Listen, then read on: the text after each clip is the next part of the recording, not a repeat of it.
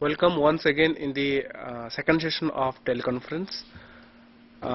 In our previous sessions, we have discussed about the heart failure, the types of heart failure, the signs and symptoms of heart failure, treatment and management component. In these sessions, we will discuss further about the management component of the heart failure, and like previous session, this session also Dr. Ramesh Arora will discuss all these queries, all this matter of management regarding the heart failure. All of you are requested to ask the questions, or you can at least inform from where you are watching us. You can send SMS if phone line is not available. Regarding the practical dates, question asked by the Hyderabad student is like that the date of the practical examination will be decided by the program study center, means it is decided by your center, but the thing is to appear in the examination you have to finish the 24 months training in your hospital. Means if you started training at the month of June, so after May, in the month of June, any dates you can have the examination. So the dates normally we don't decide, it is decided by the program study center.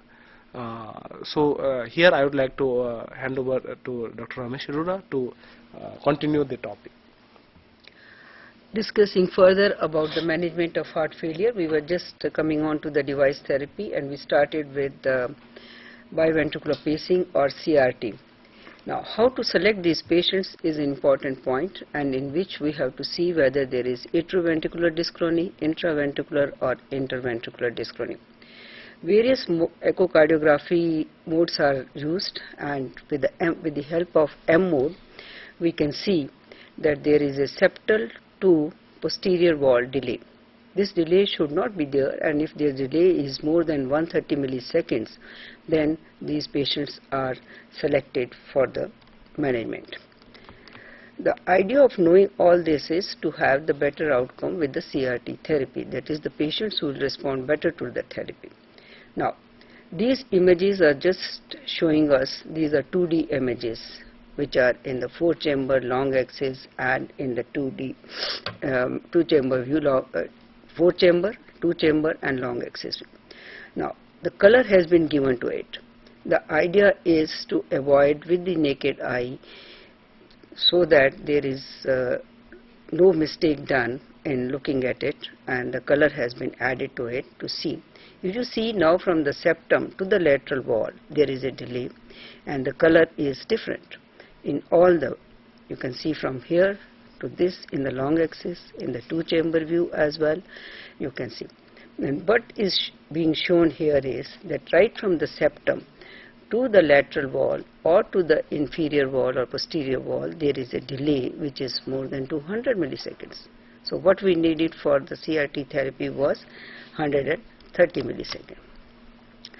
Now, with the help of tissue Doppler imaging, which is there in most of the echocardiographic machines available now, from the septum to the lateral wall.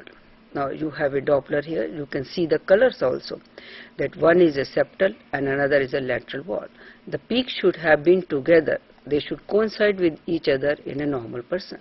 Here, from the septal to the lateral wall, there is a lot of delay, and this delay more than 130 seconds is telling us that this patient might do better with the CRT therapy. Then, this you have not seen in your own echocardiographic machines, and you will see that there are vector velocities. That is, when the ventricle contracts, all the walls are coming together. This is normal. But if you have a left bundle branch block, you see how the septum is going and how the lateral wall is going. They are all going in a dyschrony manner. So this synchronization is a feature, and this is what we have to recognize. Then this is from the right ventricle to the left ventricle, that is the time to the pulmonary flow or time to the aortic flow. This shows interventricular dyschrony, and if this difference is more than 40 milliseconds, then it is diagnostic. Now, there are speckle tracking images available, and these images, they show the radial strain. This is a short axis left ventricle which you can see, and from the various segments of that ventricle, the Doppler velocities or the strain patterns are being taken. The radial strain, they are synchronized in the normal person, whereas in the lower film you can see that they are all desynchronized. The whole main idea is to recognize whether this patient has synchrony or not, because if they have proper synchrony, they are going to benefit, otherwise not. As such, with the help of CRT, 70% of the patients, they improve. Not everybody improves. Of rest of the 30%, some remain the same, others deteriorate as well. And why it happens is that most of the time, for the synchronization to occur, we do not know the left ventricular lead, wherever we have kept in the coronary sinus, whether it is really synchronizing with the right ventricle or not. So the whole idea of synchrony is to be maintained, and that's how we get it. Along with the CRT, we are getting number of other sensors and ICD as well. Some people believe that once you give CRT and synchrony occurs, then you need not give ICD, because most of these patients, the arrhythmia improves. Others, they do require ICD along with it. It comes as a single device. Then CRT with fluid sensors, which you can see here. The sensors are here. The point of what do you mean by the fluid sensor?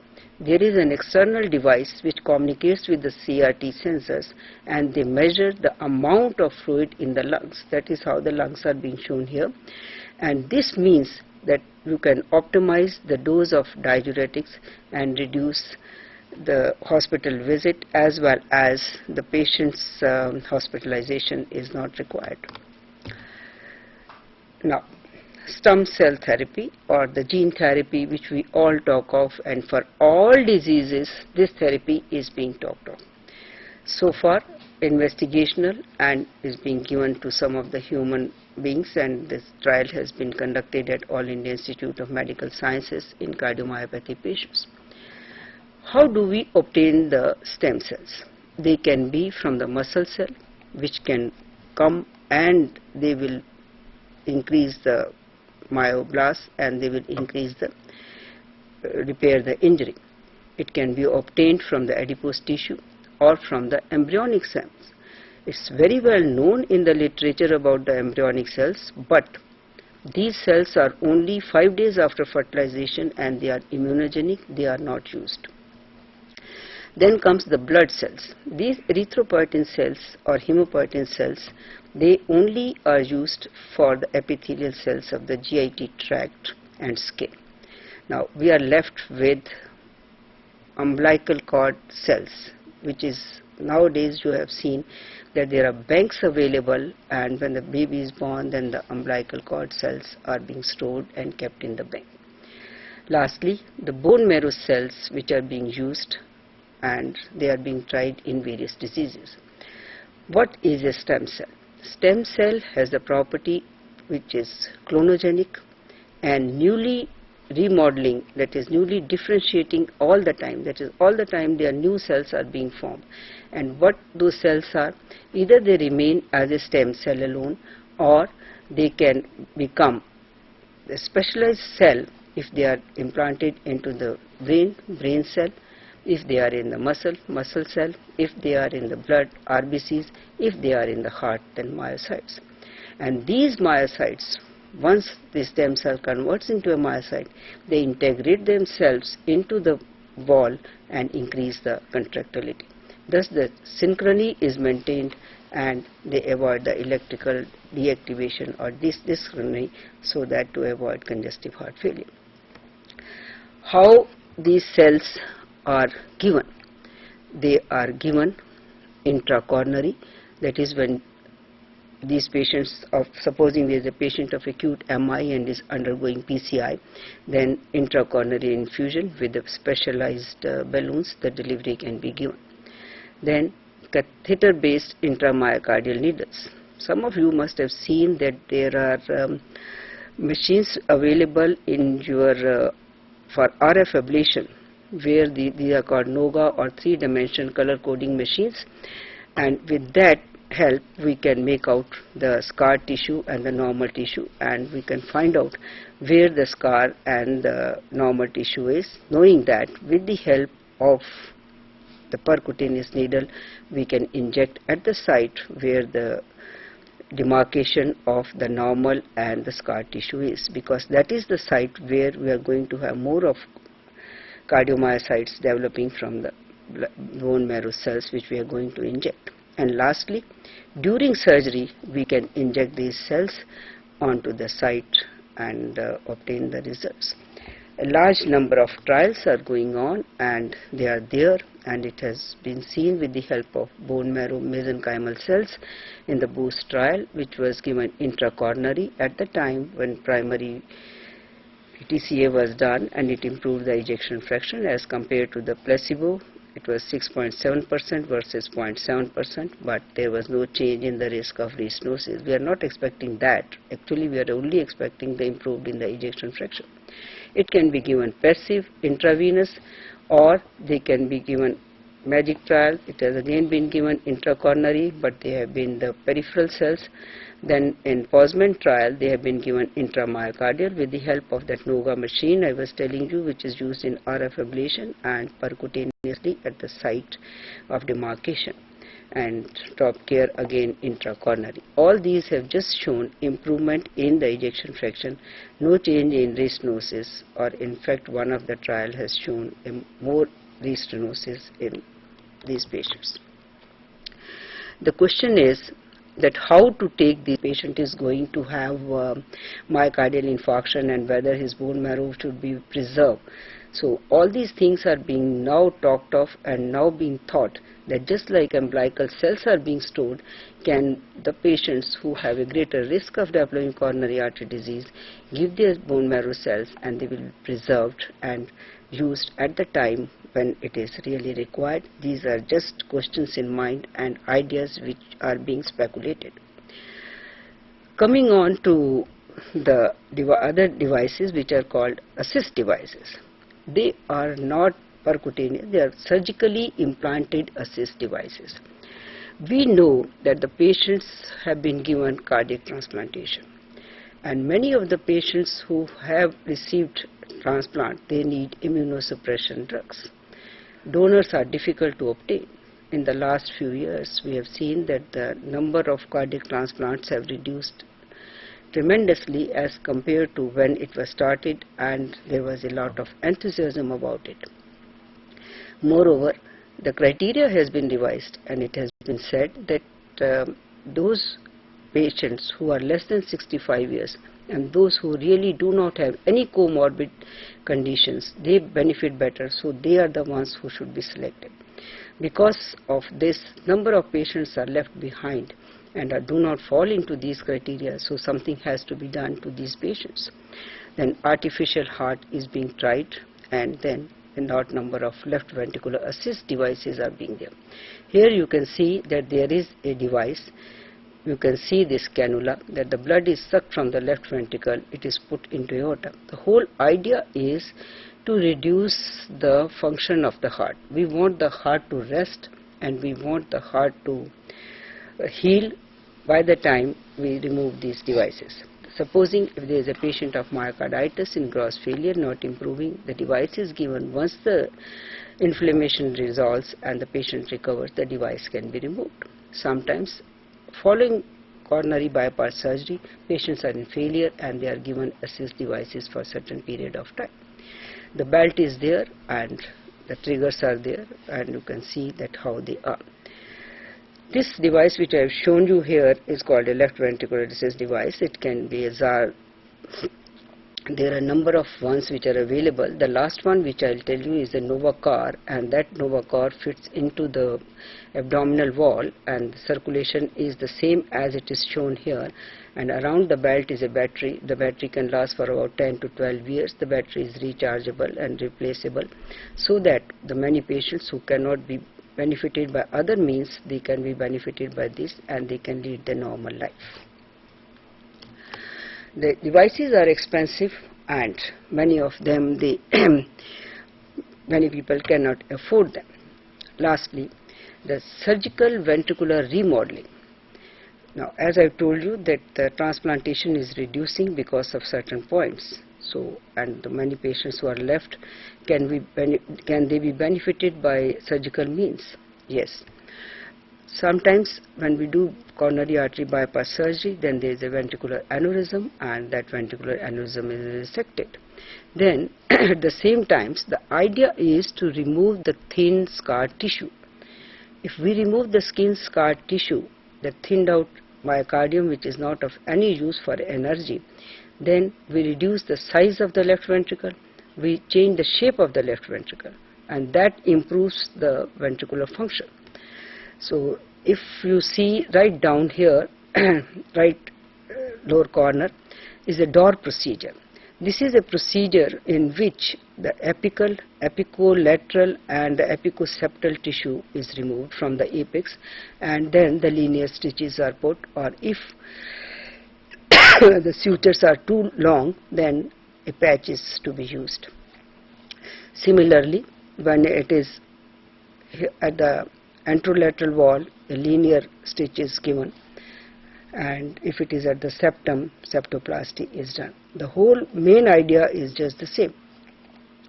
Lastly, patients have dilated cardiomyopathy when the wall is thin and the ventricle is dilated. In them, it is like a double breast jacket. That is, the thin area is, if you can see here, is a breast-like modeling. The cavity has been reduced, the walls are good, thickness is better, and the contractility has improved because of the geometry as well. So these are the various methods just to assist. Now, apart from giving the devices which are implanted, can we have the external constraints also? That is, on the surface of the heart there is a polyester mesh. This mesh system is called Econ cardiac support. It reduces the wall stress. Once it reduces the wall stress, it doesn't allow the ventricle to dilate, and the volume is becoming less and the ejection fraction is increasing. The stress is becoming less and less to the patient. Similarly, there is another system called myocar myosplint system. There are tension bands which are through the right ventricle, or it can be through the left ventricle. And these tension bands, they reduce the size and improve the myocardial contractility. Now, apart from this, there are various percutaneous techniques which are coming up, because many of these patients are so sick that they cannot be taken for any surgical procedure. Anesthetists are most of the time scared and they cannot give anesthesia. They call them a very high risk patients because of other comorbid conditions like kidney failure or COPD in these cases. The mechanism of heart failure, which can be from the various reasons as we have known now, so that can cause mitral valve dilatation, or is only a LV dilatation with the asynchrony, or the geometry is lost, so the patient develops mitral regurgitation. Mind you, these are not the patients who had a rheumatic heart disease. They are just ventricular dilatation patients.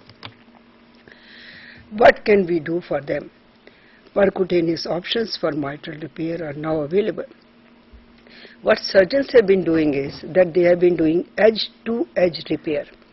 This edge-to-edge repair has shown good long-term surgical results. Based on that idea, the various devices and stitches have come up percutaneously to reduce or to repair the mitral valve. Then the devices are being put into the coronary sinus, because coronary sinus is very close to the posterior mitral annulus. So it compresses and reduces mitral regurgitation. The ways of, this is very interesting, that the radio frequency is being used at the sides of the mitral valve so that the fibrosis occurs and MR regresses. Similarly, since one device has come, the number of various devices with the same type of function, they are coming up now. I'll show you the ones which are being used at the moment. This is just to show you that edge-to-edge repair with the help of a grasper and sinuplasty, that is putting a compressing device in the coronary sinus to approximate the posterior mitral annulus, is being used to reduce MR. Clinical trials are there, and even the centers who are approved, it is being done on a routine basis in most of them. And if you can see here, this is like a grasper which we use for drying our clothes most of the time, and exactly the same shape, and we have to put it percutaneously. If I can show you that this is our inferior vena cava, come from the vein, go to the intrathecal septum like a mitral valvoplasty, and come to the valve and deploy the grasper and come out, releasing with the remote phenomenon. This is what we have done, and this is the real E-valve which is being deployed in the patient, and now you can see that the regurgitation has reduced in size. Not only the valve, just like the surgeons put the stitch on the catheter is there, and this stitch is trying to just approximate the edges. You can see the thread coming out of the catheter like a needle as we use, and it is trying to stitch and approximate the edges of the mitral valve in order to reduce the size. Now, this is a coronary sinus approach, and here is a coronary angiogram. We can just see all this and the coronary sinus. I'll show you how this device comes. The device has a proximal and a distal anchor, and in between the body of the device, and this is placed in the coronary sinus. You can see the echocardiogram before and after the device. This is MR before and MR afterwards. Now, there are now certain patients who are in failure because of aortic stenosis. They are at the age of 65, 75, 70, along with other comorbid situations, and they cannot undergo aortic valve replacement by surgery most of the time, and they are rejected by the surgeons. A lot of experiments have been done. 50 years we have taken to come out to a valve which we can do in a human being, and this human implant is in a 57-year-old patient, was done in 2002, and following that this is being done routinely in many patients. And if you can see that this is a prosthetic valve which is there in an open condition, it is a crimped one, and this one also can be deployed from the vein IVC coming on to RA, then to interatrial septal puncture, coming to LV, and then going to the aorta. Or we can come retrogradely as we do aortic valvoplasty. So this is a valve which is sutured with side, and it is within a stent. This is about 500 cases have been done so far, and the results are quite satisfactory. But still we do not have a proper valve in the sizes, because aortic regurgitation has occurred in number of these cases as well. This is just to show you that the valve has been deployed. There is no aortic regurgitation, and the aortic stenosis is not there. You can see in the TE also how the leaflets of the valve can be seen in systole and diastole. Now, percutaneous deployment of the aortic valve not only is of one type, one comes, the second one comes. Because once you have a stent, then you cannot increase that size. And aorta, in aortic stenosis, you all know that it has a post-stenotic dilatation. So it is not a linear thing. It is not of the same size at all the places, this place, this place. So we must have a self-expandable thing so that that can take the shape of the aorta. This is just showing the dilatation of the aortic valve percutaneously from the retrograde method. The earlier valve which I showed you was going from the interatrial septum, from the venous side.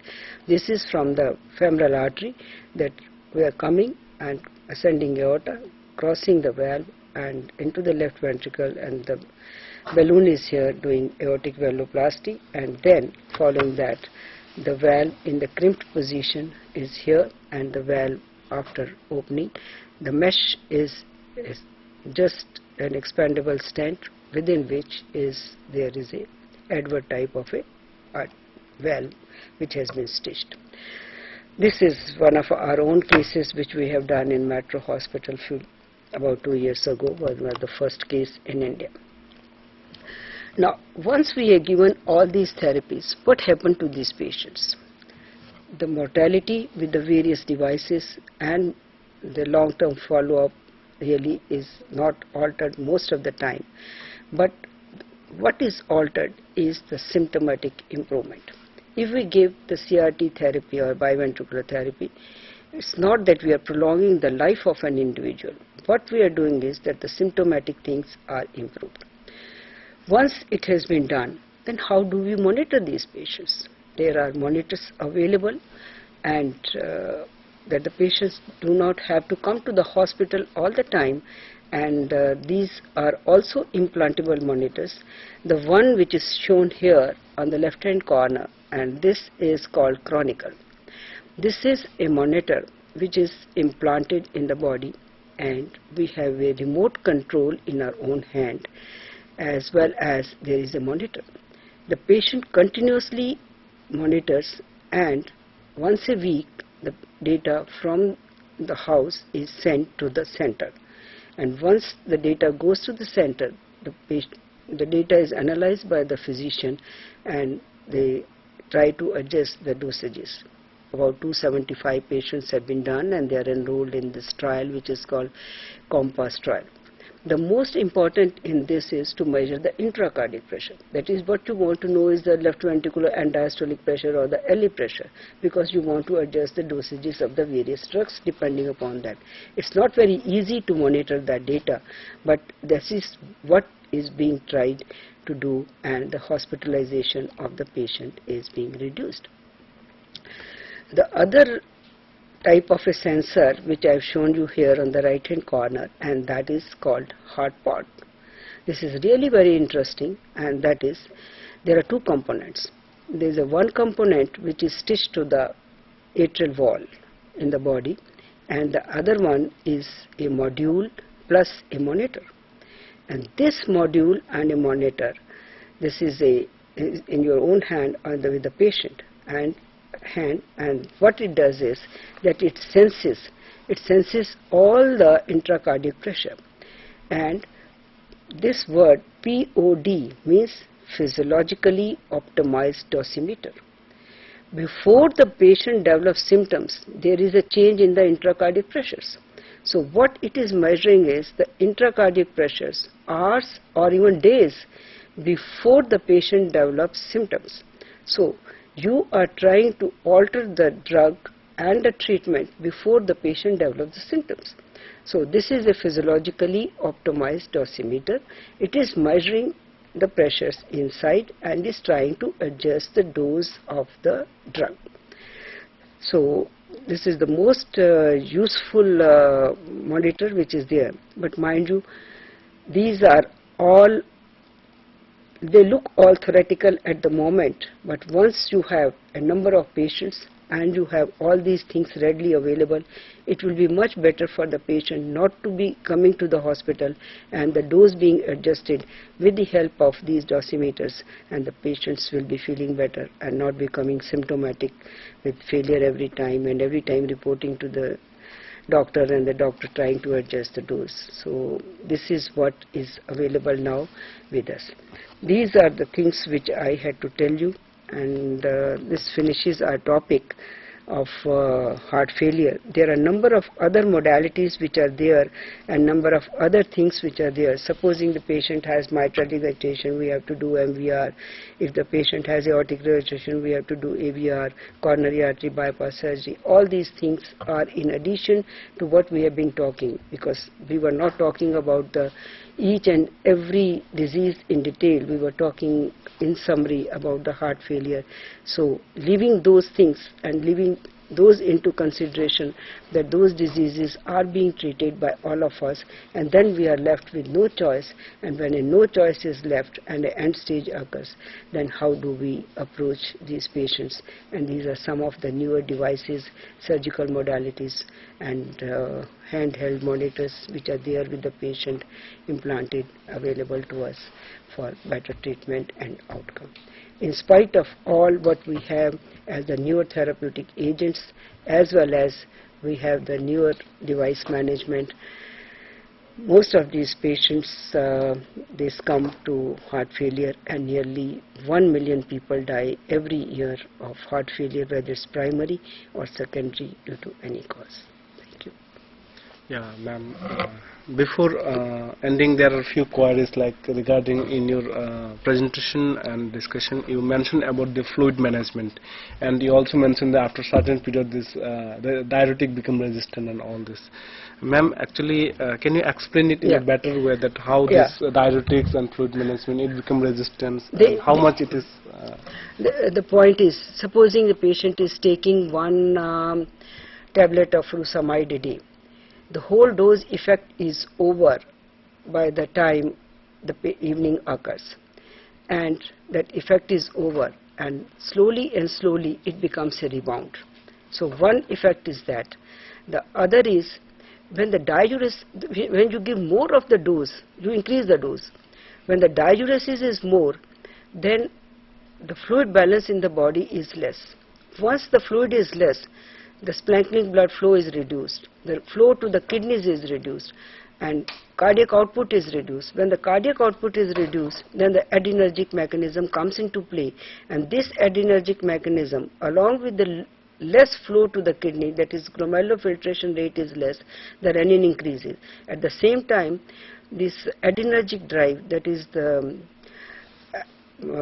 adrenaline or noradrenaline, they act on the beta-1 receptors of the juxtaglomerular apparatus. It's not only the low glomerular filtration rate or low output, it is also the adrenaline which acts on the beta receptors of juxtaglomerular apparatus and increases the dose of renin.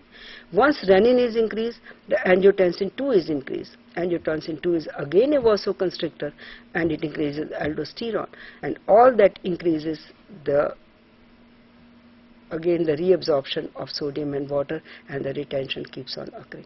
So the optimized dose has to be there.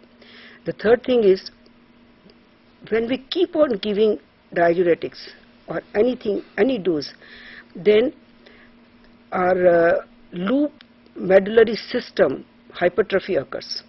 And what they do is that when the hypertrophy occurs in the early stages, always there is increased reabsorption of sodium and water, and that is what is causing you the diuretic resistance. Yeah. And ma'am, regarding that acute and chronic heart failure also, is like any prognostic means difference between the acute or chronic, or it depend upon this its means original cause or other comorbid state? You see, when does acute heart failure occur? Acute heart failure occurs after acute myocardial infarction, or patients of acute myocardial infarction when they develop mitral regurgitation or ventricular septal defect. There is a difference between the two. Heart failure is occurring in both the cases, but the point is that if it is a ventricular septal defect, then the heart failure which is occurring, the natural course of that is that 80% patients die by 1 month. Whereas if it is a mitral regurgitation and the papillary muscle ruptures, then 80% patients die within 7 days. So it will all depend upon the basic disease and to which the insult has been added. Firstly, how big was the MI? Secondly, how big is the ventricoseptal defect, and the mitral regurgitation. Mitral regurgitation is more ominous than the ventricular septal defect. So the drugs which we use I told you are mainly the nitroglycerin is being used, or sodium nitroprusides, they are being used as Yeah. vasodilators. In case of management, ma'am, is there anything like a turning point of from where we can shift to the like medical therapy to do some device therapy or some surgical therapy or some kind See, of things? Is it like that, ma'am? yeah, when I was talking to you about the point is when the patient is on optimum medical therapy and you feel that you have given enough and the patient is coming to the hospital again and again, and patient is developing diuretic resistance as well. In those cases, then you have to shift on to them to the device management. The device management, one is I told you that synchrony and dyschrony is to be maintained by the help of CRT or chronic cardiac resynchronization therapy. Then patients of arrhythmia to be treated by the cardioverters, and even the sensors have been added to detect fluid. There are patients still left, and many of them who do not have a left bundle branch block or not a candidate for CRT, then they are left for the ventricular assist devices. And when it should be given, there are indications for that, and they are when the blood pressure is less than 80, when the left ventricular end diastolic pressure measure is 20 or more, which is mainly the left atrial pressure, or whenever there is systolic, I told you systolic blood pressure less than 80 and diastolic pressure is more, cardiac output is less than 1.8 liters per meter square, and the urine output is less than 20 ml per hour. So they become the indications for going on to more and more assist devices, because these assist devices work in the way the left ventricle works. Yeah, is it, ma'am, like some kind of things like, as you described that diuretics has got its own resistance and these things. Many times we found that only fluid giving the patient is also get a relief. Uh, they are a different group of patients. Supposing we have a anterior MI and the left ventricular ejection fraction is low, in those cases they have patients are in failure, and these are the patients with the low pressure. They require diuretics as well as the vasodilator therapy. But if a patient has inferior wall MI, there you need a filling pressure which is required to be more. For that patient you need to give more of fluids. So it will all depend upon the basic disease which we are dealing with.